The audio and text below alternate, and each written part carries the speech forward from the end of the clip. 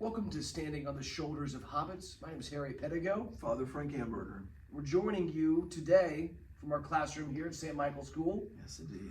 So, although don't think this is always what the classrooms look like. This is a special corner. Yes, it is. Yes, it is. Our classrooms don't have fireplaces. Although they should. They should. We're still well, working on we got hope. We got hope. So, well, Father, today we're looking at chapter 6. Is chapter that correct? 6. Yes. So Bilbo's gotten out of the horrible goblin-infested tunnels. Yes. So, but I want to start chapter 6 sort of from the end. All right. And Tolkien tells us of that as basically Bilbo and the Gandalf and the dwarves have been almost miraculously rescued, and now they are kind of at a point, at a point of where they're gonna sleep for the night. And Tolkien says, and this is actually Bilbo's third, I think, if I'm correct, third dream in this book so far. And so Tolkien says he slept curled up on the hard rock more soundly than ever he had done on his feather bed in his own little hole at home. So I mean, obviously, huge. You're sleeping on rock. It's like, right. Oh, it's much better than his big development, changing his personality. Absolutely. But it says, but all night he dreamed of his own house and wandered in his sleep into all his different rooms, looking for something that he could not find nor remember what it looked like. And the chapter kind of ends with that. And you think, did I miss a detail here? Because you think, wait, what? I mean, you can say, okay, so he's resting really more comfortably than he's ever done at home on this hard piece of rock. Right. But then you think, it gets this weird dream. You think, okay, well, I'm sure in the next chapter he'll explain what he was. No, not the next chapter. Not the case. Well, maybe it's the following chapter. Yep. No, it's the following chapter. Well, maybe at the end of the book we'll find out. No, we never do find out. So you think, wait, what? What's the point? Yeah, right. What's the point? So a couple things about this. I mean, first of all, the contrast between his sleep is more sound than ever before. So you think, oh, something's going in the right direction. But then you think, oh, he's agitated. He's looking for something all over his house, and he doesn't even remember what he's looking for. You think, oh, something's missing. Something's not. Doesn't even know what it is. And there are a couple of things in this. So first point, and then I'll kind of segue into our second point. I think this is one of the pieces of evidence to suggest that Tolkien, because sometimes people say, oh, The Hobbit, that's just a kid's story. Right.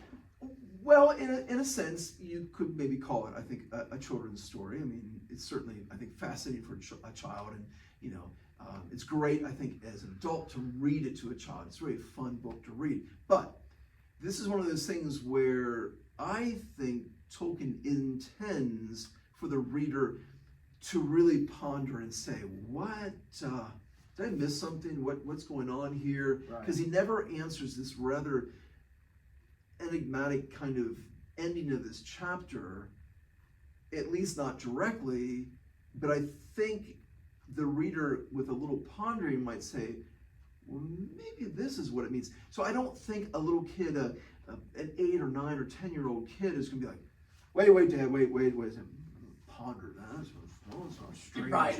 I mean, it's just, so I don't think it's just your typical little kid story. I think it is a story that certainly kids will enjoy, but I think there's a lot of adult, in a good, wholesome way, adult aspects that are really encouraging us to kind of reflect deeply. And to your point, Father, I remember a couple years ago, this is, we'll sort of circle back here, but a couple years ago I read with my class Dracula. Interesting book.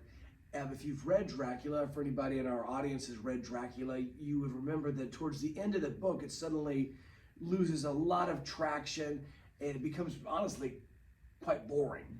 And I researched this, and I guess what had happened was the author, Bram Stoker, his publishing company said, Bram, there's not enough of this to make this a legitimate novel. Can you please add some stuff to the end of this to kind of fill in the details and hit the page quota? And he did, and it was not very good. And you have to think, in the case of Tolkien and The Hobbit, this passage here was simply not, Tolkien going, got to add something to chapter 6, dream sequence. Yeah, exactly. Hey, we'll put out another dream sequence. Right. Yeah, It was intentional in some way. You have got to believe, and it's such an interesting contrast that he's sleeping so soundly. And I think usually when we sleep very soundly, we tend to have much more quiet dreams, if you will, or you're really in that deep. Maybe you don't even remember any dreaming at all, but you have this very interesting contrast. I think, because if we now flip back, so we're using, and maybe it's not very effective, but I'm kind of using that last part of the chapter to kind of reread the rest of the chapter and say, well, if we use that as the lens to look back now at the beginning of the chapter, okay, so as I said, Bilbo's gotten out, squeaked out of the goblin infested tunnels, and he is basically saying, I only hope to goodness they're not still back there, because he doesn't know where Gandalf and the dwarves are. I hope they're not back in the power of the goblins. A very uncomfortable thought was growing inside him. Not uncomfortable just because, I just hope they're not back there still. But now he says he wondered whether he ought not. Now he had the magic ring to go back into the horrible, horrible tunnels and look for his friends. And it says he had just made up his mind that it was his duty, that he must, turn back. I mean, you're thinking, this is not as if, Bilbo has become, he slew 53 goblins in this. I mean, he basically has squeaked out with the aid of the ring, obviously. And, he certainly has used his own strengths, if you will. But if we talked about the riddle game, he really kind of wasn't that good at that. So it's not as if, Bilbo, you got some skills there, boy. You got to really, it's because I'm obliged. Right, and this is coming from the guy who had a panic attack when they even mentioned the journey in the first place, Yes, and someone who, not that you ever get this idea that Bilbo's like a miserly kind of, an Ebenezer Scrooge or something like that, but you don't get the impression that Bilbo's going to go on some adventure that he may not return from for the sake of somebody. He doesn't, these dwarves, he's only been with him for so long, and does he know Gandalf? Yeah, but it's not as if, we've been friends for years. Right. But he's willing to go back. And to me, that shows, this is not the same Bilbo we met in chapter 1, for example, who really liked the fact, was very comfortable with the fact that I'm in control of my life. And if this isn't interesting to me, as Gandalf is, hey, I got an adventure. No, sorry, I'm not really interested. He pretends to read his mail, just like, please go away, because I don't really have any use for that, because it's not part of my plan for my life. I of course, reading into it a little bit, but at this point, he's like, no, I got to go back. He hears voices. I think, they're not goblins' voices.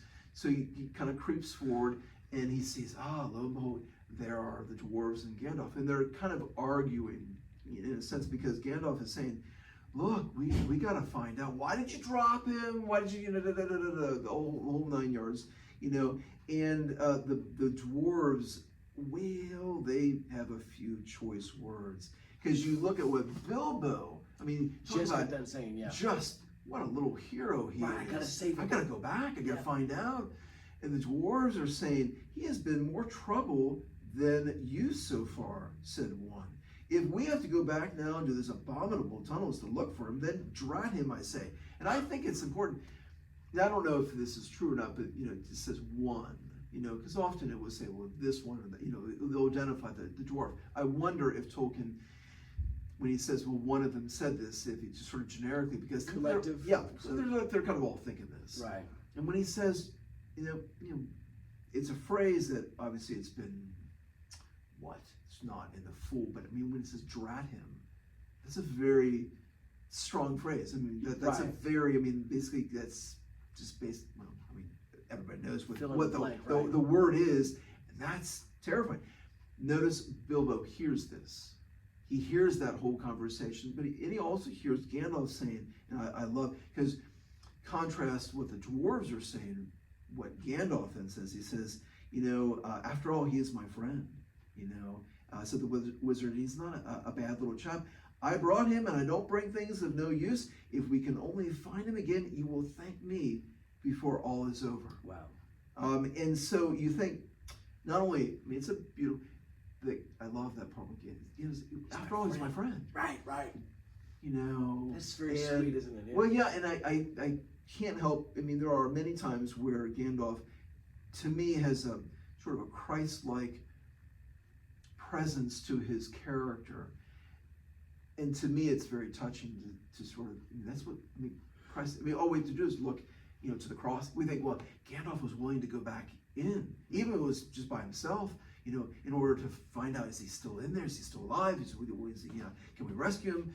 You know, you think, well, look at our Lord on the cross, and, you know, Gandalf was willing to, he's like, he's my friend. I have to go in, you know, and see if he's okay, or where is he? You know, so I think this is all part of that spiritual reflection. I don't know if Tolkien purposely intended that to be, but I think if you read it with a sort of that careful, prayerful, reflective way, you can say, oh, you know, because I think you think about how Gandalf, once again, in that Christ-like way, he says, you know what, I don't bring things of no use. And if we find him again, you're gonna be very grateful before this is all over.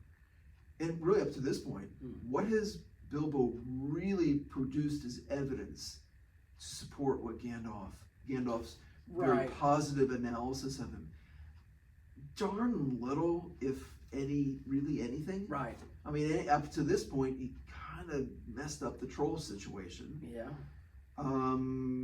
He sounded the alarm with the goblins, but that was part of his dream. That was part of that second dream. Right. So you can't really say, well, he was on the watch and you know. So not much to work with there. But Gandalf, to me, that Christ-like way is saying, you know what, he is of inestimable worth. So, and at this point, you know, Bilbo wants to have a little fun, so all of a sudden he just appears, and as he sort of walks into this, the little, you know, the dwarves, and he takes off his ring, and they're in, they shock the heck out of him. Oh my heavens! And they're all very glad. Gandalf's really thrilled to see him. And what happens at that point, I think it shows that Bilbo's transformation, which I think that dream is showing, okay, this sleep, the very, very pleasant, comfortable, better than the feather bed sleep when you're sleeping on a slab of rock, shows he's being changed. But the fact he's looking for something, and like you had said before, how did you word that? Like, he doesn't really know what he's looking for. No, there's something. Something's absent. Yes. Something's missing. I can't put my finger there, but I gotta find it. Yes. Gotta pursue it. It's like almost like if you smell something, like, man, that smell is so familiar, and you're like, oh well, whatever, I guess. But you went, what does this remind me of? What is this? You know, that's a very minimal example, but I mean the sense that he's looking for something. He doesn't even really know what he's looking for. But I would say the desire or the passion sort of has been ignited. Like I've been created for something more. We would just call it like holiness. You know, right. We've been created for holiness. So there's something, and notice he's not able to find it at home. I don't know if cool, you know. There's a sense that he's not. If he stayed in his little hobbit hole, he wouldn't be able to find this. It's got to be. You got to go out and find it. Yes, absolutely. Good point, Father.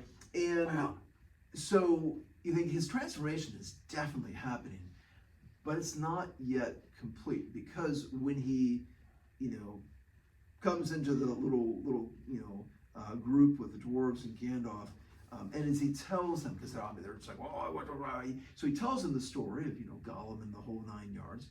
He says Bilbo was so pleased with their praise, because they think a lot differently of him now. Interesting. But he was so pleased with their praise that he just chuckled inside and said nothing whatever about the ring, you know. And you know, he honestly probably should have, you know, it's part of the story. Probably should have said, hey, encountered this creepy creature, looked like me, corrupted, had a riddle game. By the way, found this magical ring. And found out that it made me invisible. That really kind of helped. truly a humble person. Because humility, a lot of times we think of humility as like, if I was, pride, be like, well, Harrison, I know you're just a beginner at this, but I'm really almost an expert at, Tolkien, pride. Right. Completely unfounded, by the way. Whereas humility, well, what we often think of as humility would be me saying, oh, well, Harrison, I don't even know why you asked me to do this. I mean, What do I know? I can't do it. I can't do this at all. And really, what am I fishing for? You just say, come, Father, you were really good at this. You're great. No, you're right. Oh, I'm not. I'm really not. No, you really are. That's false humility. And that really, false humility is just another phrase for pride. Kind of funny too. That seems like our students kind of alternate between your first example of when they submit an assignment and very proud. This is the best thing ever. I'm the best student you ever read. Or they go, oh, this old 5-page essay. Oh gosh, you're not gonna like it. It's no, wait, you did a good job. Well, shucks. Whereas humility would say, well, in this case, humility would say, well, pride would be like, oh yeah, it's all me, buddy, man. I nailed this one. False humility would be like, well, I don't know what would be in that example, but you can kind of like, would be like, no, I think you did really. I think I really screwed this up. No, you think you did an awesome job. My gosh, we couldn't have ever done that. Whereas humility would have said, okay, this is how it went down. This is what I did. This is what. Bingo. This is how I did it. And I found this ring, and I didn't know it made me invisible and everything like that. And that would be humility. Always is about truth. So Bilbo took the route of pride here. Yeah, he's still locked in because it goes on. It says, and he sat down and told them everything except about finding the ring, and not just now. He thought. Oh, okay. They were particularly interested in the riddle competition and shuddered most appreciatively at its description of Gollum. Well, who's appreciating their shudder? Ooh, wow, that guy sounds creepy. What? Right. Well, Bilbo is, because they're like, wow, I'm glad we didn't encounter him. Boy, that's, because it makes him look good. And so he is moving forward based upon the fact that he's like, I got to go back in. But he's still captivated by his desire to be well thought of. And that's different than having a good reputation. Yeah. It's like, I want you to think highly of me. To your exact point, when you were talking about that, Father, I had this thought where it's almost, you mentioned that Bilbo realizing that he is in search of something, holiness. Mm-hmm. It would almost be on par with me as our father and our priest here. If I said, Father, I've realized I got to get my life together. I got to be holy. And then I just say, well, you say, Harry, good job. You're on the right track. And then I just never move on from there. Yeah, I think we're good enough. Because Bilbo really could have. Yeah, so, which one?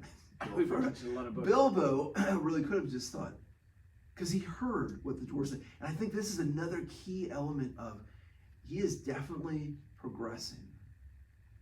But, he could have easily just said, I'm better than the dwarves. Right. Because how easy it is to say, look, I've really kind of made some progress here.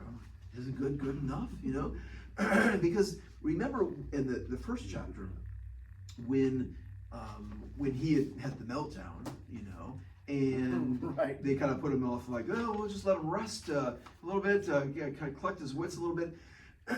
So in the first chapter, when he hears them talk about, I don't know which one it was, saying, man, he looks more like a grocer than a burglar. It's just, bobbing on the mat when we first met him.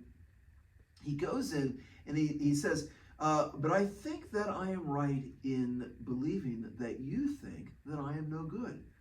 I will show you. So he actually, in a sense, confronts the criticism. And I wouldn't say necessarily in a humble way. I'll show you. And then it says, goes on, as for little fellow bobbing on the mat, it almost made him really fierce. But I don't think fierce necessarily in the, well, we might say the most virtuous way. It might almost be, he was really kind of like, I'm going to show you I am more than what you think I am. It's interesting at this point, he never I mean, he's heard in this very condemning, sort of assessment on the part of the dwarves in regards with him. Mm-hmm. He has no reaction to it in the sense of, well, here I am, the useless burglar. Am I still, or even later on when at another point, right? yeah, when the dwarves are greatly in debt to him. I mean, a lesser person, me, I mean, in my pride, I would certainly work in to be like, well, I guess it's good for someone who's kind of useless, And what I would be trying to do is fish out from all of you an apology. I guess you're You right, know Father what? We Amberger. really misjudged you. We really, man, are we glad? Oh man, if we had done what we had done, man, we'd all be dead. But notice Bilbo doesn't react that way, which No, I think is once again, I don't know if Tolkien is intending all that, but this is all part of that. It's one of the reasons I think it's a great spiritual read. Absolutely. If we read it carefully and sort of, reflectively, because we think, how easy it is. How often do we kind of make sure we get our, the last word in, or, kind of make sure that when we have the advantage, when we've got the ace of spades, that we can play, not in a vindictive way, but just to kind of justify our own goodness. And you would say, well, in some respects, Bilbo would be justified in saying, hey, you know what? I'm not, however, you can see he is growing in humility, because he never, as far as I remember, he never uses that to sort of play against them. And there's going to be a number of times where he could use it. Wow, that's pretty interesting. So, but it reminds me of, and this is, I don't want to sound like a geek, a nerd over here, okay? Although we're already due for a podcast about so I was going to say it's probably fantasy book, but we're probably fine. It does remind me, I was reading about this fella, Immanuel Kant. Oh, yeah. And he had an interesting, like I said, total side note. One of the things he talked about was the difference between moral worth and moral value, which I was like, okay, what do you mean? And he said the idea of moral worth would be a good action performed, morally righteous action performed with regardless of any sort of reward, and even regardless of your desire to even do it. If you, for instance, in your Bilbo's case, and you do something positive, maybe it required humility where you might have naturally been inclined to be prideful, versus, he made the distinction that something of moral value would be just simply doing something good. For instance, simply rescuing the dwarves and then kind of reaping the reward. He says, okay, an act of moral worth would be better. And I think that kind of aligns with Bilbo. Absolutely. His motivation in doing something and his response to that. Absolutely. Handling of the situation. Oh, absolutely. So I do think we're making progress. I think so too. So that's interesting as we go through the rest of the chapter, as Bilbo says, escaping goblins to be caught by wolves, and then the title that, out of the frying pan into the fire, you think, oh, this is bad. In fact, even Gandalf, and I think this is the first time maybe that it says Gandalf, they're up in the trees and the wargs are around them. The goblins are coming. Gandalf began to be dreadfully afraid, even wizard though he was, and to feel that they were in a very bad place and had not escaped at all. So you think, okay, well, what are we going to do? What's the plan? And honestly, at that point, I mean, in some respects, it's worse than in the tunnels, because at least they could fight. Yes. Gandalf's plan is seemingly, well, I'm going to climb to the top of the tree and leap down on top of the goblins and maybe take out a bunch of them. Yes. But I'll probably die. If a wizard ever says that to you, you know things are dire. That's their plan. You're like, okay. So you think, okay, got nothing here. And then all of a sudden, but he never leaped. Just at that moment, the Lord of the Eagles swept down from above, seized him in his talons, and was gone. I think, wow. It once again reminds me, as I reflect, of how God's plan, not that we can ever just sit back and think, well, we got nothing, well, God, when are you going to rescue us? But God's intervention in her life can be sometimes quite startling, quite unforeseen, but how much they certainly, put it this way, their rescue to safety, they can't be like, well, I think we did a pretty good job. Right. It's, and anyway, I know St. Therese, said, it's just a very Catholic perspective. She said, everything is grace. Everything is grace. And sometimes I think we get a little tempted to be a little high and mighty and think, well, I did pretty good there. If you did pretty good there, it's only by God's grace. And so, they're saved, but not by their wits or courage or anything that you can say, well, that was creative. That would have been a great plan. It's a terrible plan. Yeah. A plan of total desperation. And it really wouldn't have, well, I guess you would have all died and you just would have taken some with you, kind of bad. But then God's plan is so much better. And that's something you touched on in your discussion on chapter 5, how you mentioned in the previous episode, Bilbo's efforts to escape, Gollum's little, den are futile, right? Not so helpful, but he did try. He was trying. And that's I think one of the key things, oh, wow. Part of our understanding of grace in Catholic theology, and how God works with us. Okay, going to sit here. I think that was a heresy of quietism of sorts, where we just say, we're just let God do everything. Whereas the opposite, the heresy of Jansen, is like, well, you know what? We'll take care of everything. Right. Wait, we need a little help over here, God. They're trying, and they're in a horrible situation, but, God has a way.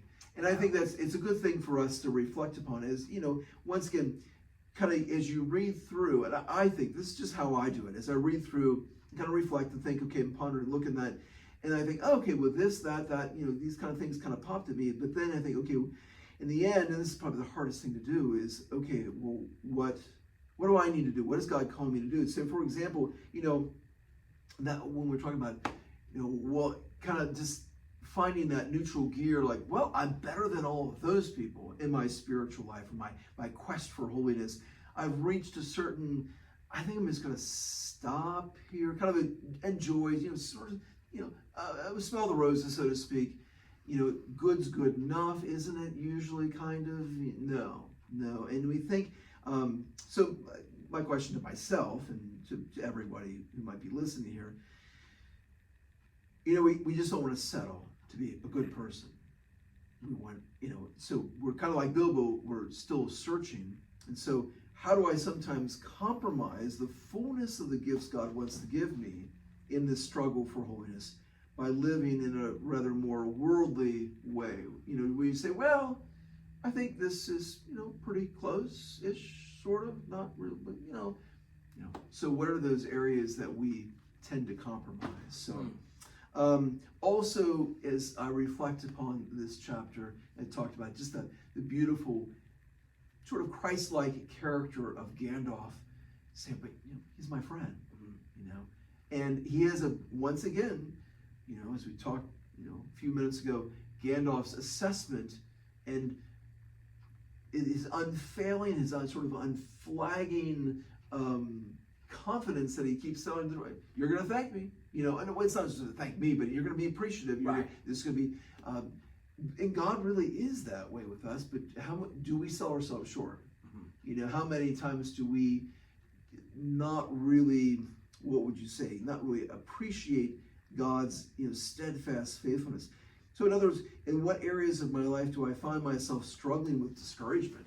Because I just don't think I'm really that worth that much. I'm not really worthwhile, et cetera, et cetera.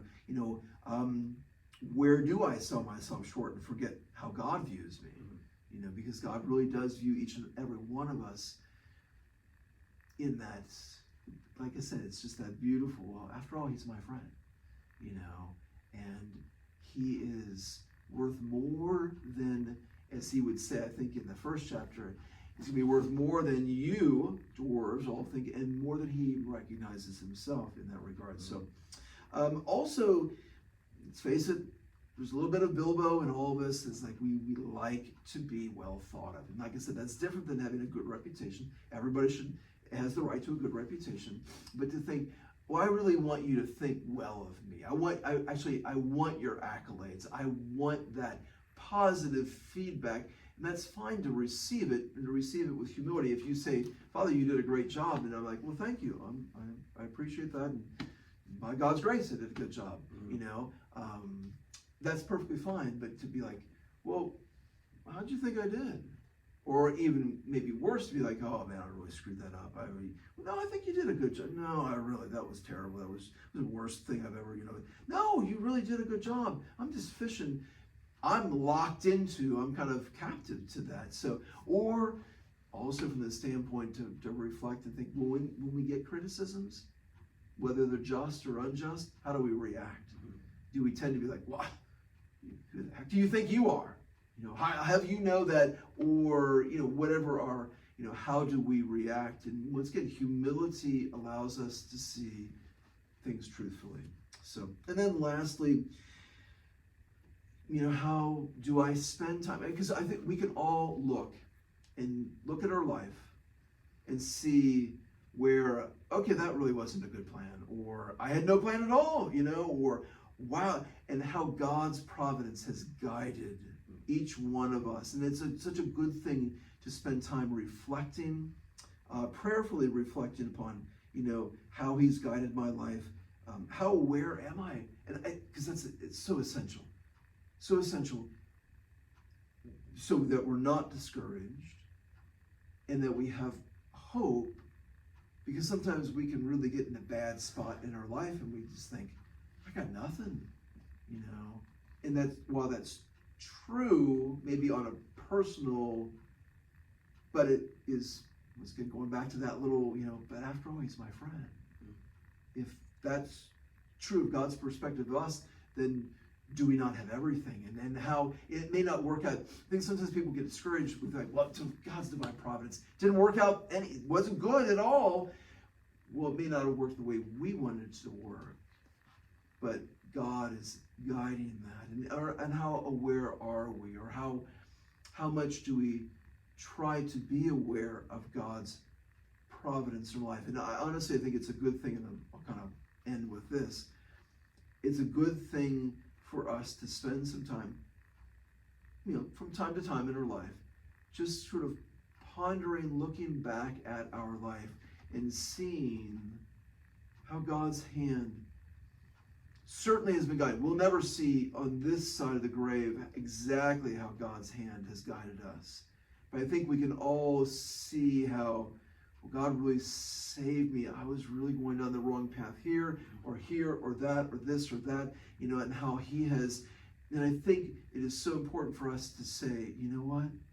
He really does love me. He really is guiding me. And I know that can be really hard for people who have maybe more than their fair share, so to speak, of problems. But even more important, to really catch at least those glimpses. And sometimes it's all we get to see in this life. Just those glimpses of how God's hand is moving things and guiding us. So, and I guarantee you, if we do that, we'll have sort of Bilbo's transformation, continue, or maybe begin, or really move forward in our life, because there's something very beautiful, and part of that being childlike, of knowing that I don't have to call the shots. He's going to guide me. So, my thoughts. Well said, Father. Chapter 7 next time, we get to look at a very interesting character. Very, very interesting. Inspired by Beowulf, perchance? It's got to be. It's got to be. It feels very medieval in that regard. So, Father, you were kind enough to gift me a copy of Tolkien's translation of Beowulf. So this is now let's go back in history. I think this is now the 8th time I've read Beowulf. Okay. So I've enjoyed I this read it version one very time in high school, and I'm eventually looking forward to, because Tolkien, from a lot of sources, people would say he was at least in the 20th century, the world's expert on Beowulf. So we'll look forward to that episode, and thank you so wonderful. much. Well, thank you, Harrison. God bless you. God bless all of our listeners, and we will see you in the next installment.